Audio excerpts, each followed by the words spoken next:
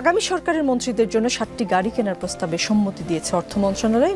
Mitsubishi Pajero QX 2427cc মডেলের প্রতিটি গাড়ির দাম 1,59,00,000 টাকা। এসব গাড়ি কিনতে ব্যয় হবে 101,61,00,000 টাকা।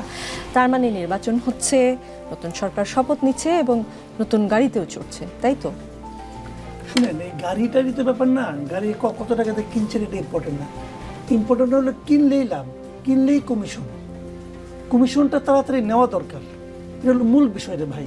ওই যে দেখবেন না, ছোটোবেলায় একটা জোক শুনছিলাম, যে বাসায় কাজের লোক রাখবে, বলতেছে বেতন কত, কয় কি যদি আমাকে দিয়ে আপনি নর্মাল কাজ করান তাহলে 100 টাকা, আর যদি বাজার করতে দেন তাহলে 50 টাকা। তো এখন এটা হচ্ছে ওই জিনিস যে ওনাদের যাওয়ার সময় হয়ে গেছে, এখন শেষ সময়ে যা পাই, যে উপায়ে পাই।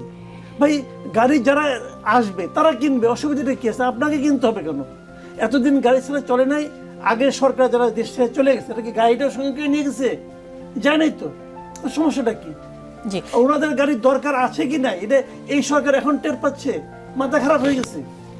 এটা কি বলবেন? এটা বলে এটা কথা বলতেও লজ্জা লাগে। এটা কি তোমাদের কাজ? তোমাদের যেটা কাজ সেটা করো, এই কেনাকাটা হলো কাজটা দেন। মাঝখানে দেখলাম যে বিদেশে ওই কি প্রবাসীদের ভোটারের জন্য ব্যবস্থা করছে।